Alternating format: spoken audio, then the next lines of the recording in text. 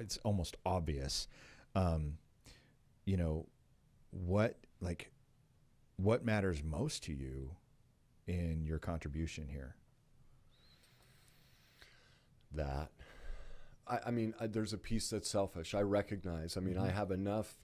I've done enough work to recognize that part of what I do is about me. That this is my chance to stop beating up on myself. I'm walking in my gift. I get to like me now. Where I spent Yeah. 50 years not liking me, Yeah. choosing a life to inflict pain on me. So some of this is about me, and that's okay. Right. I'm at a place where it's okay. That's wonderful. But that's the gift I get to give. Mm. See, I can't give that to somebody. If you don't model it, people learn by watching. So if I can't walk in that, or as a coach or a therapist, whatever it is, if you don't have that inside, how can somebody else get it? Mm. And so that's what it is what I learned is I really destroyed myself enough that I was almost out of pain. Basically is what happened. I'm out of pain.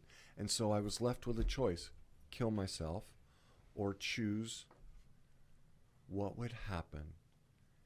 You asked me earlier questions. This is what happened in that moment. I said, what would happen if I turned towards what I've always been afraid of, which is I don't know what will happen. Mm-hmm. See, growing up with an alcoholic mother, that's why I said my gift is part of my upbringing is I anticipated things. I learned to look for signs and keys, and that's why I see certain things with people. Right. So I spent a life in hypervigilance, but it was killing me.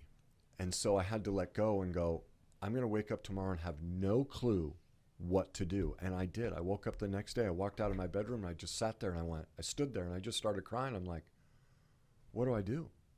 If I'm going to do this, what do I do? And I didn't know. And so I went, go sit on the couch. So I did. And I just kept crying. Eventually I went for a walk and I'm like, God, it's beautiful and it's peaceful. I'm crying. Why am I crying?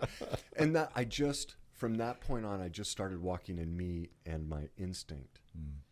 And really it's that peace. And so what's the gift for people? It's that I can let them be where they are and find this just like I found it. That's awesome. So what a contribution you are. I mean, thank you. Really, and I've met, I've been in the room with quite a few people that have all said, thank you. Yeah. You know, and those are authentic thank yous. Yeah. And you've worked with people of all walks of life.